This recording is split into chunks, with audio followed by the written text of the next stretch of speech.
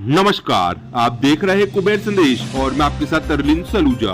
आइए आज हम बात करते हैं नीमच की। मनासा कपड़ा व्यापारी मामले को लेकर आज मनासा के कई संगठन के लोग एसपी श्री तोलानी से मिले और ज्ञापन सौंप उचित कार्रवाई की मांग करी।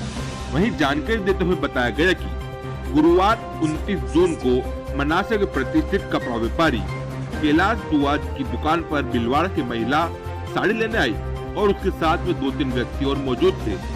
जब दुकान के अंदर महिला द्वारा साड़ी देखते देखते कुछ देर बाद वह चिल्लाने लगी तो उसे देख व्यापारी द्वारा महिला से कहा गया कि हम प्रतिष्ठित व्यापारी हैं, कृपया कर इस प्रकार का कार्य न करें और यदि आपको साड़ी लेने में कोई दिक्कत है, साड़ी नहीं पसंद आई है तो आप कृपया कर दुकान से चले जाइए। वहीं इसी को लेकर महिला द्वारा व्यापारी को धमकी दी गई कि मेरे साथ और भी कई लोग मौजूद हैं, मैं तुझे देख लूँगी। और इसको लेकर महिला मनासा थाने गई और व्यापारी के विरुद्ध थाने में 376 दुष्कर्म का मामला दर्ज करवाया। वहीं इसी को लेकर गुरुवार की शाम करीब 7 बजे मनासा पुलिस द्वारा प्रतिष्ठित दुकान के व्यापारी कैलाश दुआ को अपने साथ लेकर मनासा थाने ले आई और उसके बाद जब न्यायालय में व्यापारी को पेश करा गया तो वकील बनकर आए महावीर और मुकेश ने व्यापारी के परिजनों से अवैध रुपए की मांग करी और मामला को रफादफा करने की बात कही। वहीं इसी को लेकर आज व्यापारी संगठन और समाजजन एसपी श्री तोलानी के पास आए, उनको ज्ञापन सौंपा और निष्पक्ष कार्रवाई की मांग करी, जिसमें पंजाबी समाज, कपड़ा व्यापारी संघ, मनासा किरानी व्यापारी संघ, मंडी व्यापारी संघ, रोटरी क्लब मनासा, मोटर मालिक संघ सहित अन्य संघ मौजूद रहे। जानकारी के मुताबिक पुलिस ने महिला और उसके साथियों के विरुद्ध चालसाजी की धारा 384 के तहत मामला दर्ज करा है। आप खुद देखिए पूरी खास की कल की घटना है। मनासा के जो कपड़ा व्यवसाय है क्षेत्र में अपनी प्रतिष्ठा रखता है और उसी के कपड़ा व्यवसाय के हमारे जो सबसे प्रतिष्ठित व्यवसायी है दुआ परिवार, उस परिवार के युवक के ऊपर एक महिला ने दुष्कर्म का आरोप लगाया। क्योंकि घटना ऐसी थी, महिला अपराध का मामला था और पुलिस ने भी बगैर किसी पुख्ता जांच के तत्काल कार्रवाई करके 376 का मामला दर्ज कर दिया। इसी कारण सारे समाजजन और नगर के लोग एकत्रित हुए हैं। ये पूरा एक गिरोह है जो कि शाम को पूरी बार्गेनिंग करने के लिए पूरा एक गिरोह 2 दिन से मनासा में सक्रिय था। उन्होंने इंटेंशनली टारगेट करते हुए एक इनोसेंट व्यापारी को इस मामले में फंसाया है। ये पूरी तरह से हनी ट्रैप का मामला है। पूरी तरह से एक प्रतिष्ठित व्यापारी को और प्रतिष्ठित व्यवसाय की प्रतिष्ठा को धूमिल करने का एक षड्यंत्र है जो कि सामूहिक रूप से उन लोगों ने मिलकर बनाया है।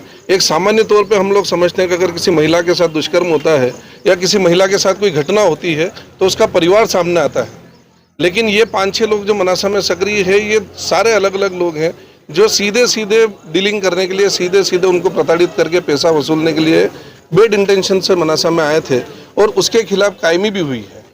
उनने पैसा भी लिया है और पैसा उनके पास से बरामद भी हुआ है और पुलिस ने उनके खिलाफ कायमी भी की है। तो इसीलिए इस परिवार की प्रतिष्ठा के ऊपर, इस व्यवसाय की और मनासा की प्रतिष्ठा के ऊपर जो ये हमला हुआ है, इसके लिए हम सभी लोग एकजुट होकर यहाँ आए हैं, ज्ञापन देने के लिए आए हैं। इस मामले में न्याय हो, जो व्यापारी है उसके साथ पीड़ित की तरफ बर्ताव हो, उसके साथ आरोपी की तरफ बर्ताव ना हो, इसके लिए हम लोग आए। आज एसपी साहब से आपने मुलाकात करी, अंदर क्या बातचीत हुई, क्या आश्वासन उनकी तरफ से? पुलिस भी उसी डायरेक्शन में अपनी जांच कर रही है। भिलवाड़ा में उन्होंने जांच करने के लिए अपनी टीम भेज भी दी है और 384 में जो संबंधित व्यक्ति जो अपने आप को उनका एडवोकेट बता रहा था, उसके खिलाफ भी कायमी हुई है। तिवारी जी, एक चीज बताइए, नॉर्मल आवेदन लेके फरियादी जाता है तो उसके खिलाफ 2-2, 3-3 दिन लग जाते हैं। ऐसा क्या था मनासा पुलिस ने 3 घंटे में एक व्यापारी के खिलाफ मामला तो एफआईआर किया? कौन सा कहेंगे पुलिस पे भी सवाल खड़े हो रहे हैं? बिल्कुल, यही जानने के लिए हम आज वरिष्ठ अधिकारियों से मिले हैं, क्योंकि उनने बताया कि महिला अपराध का मामला है, कोई समस्या नहीं है, महिला अपराध का मामला है, कानून अपना काम करे, हम उसमें भी अपनी तरफ से कुछ नहीं कह रहे हैं, लेकिन व्यापक दृष्टिकोण को ध्यान में रखते हुए इस मामले की जांच हो।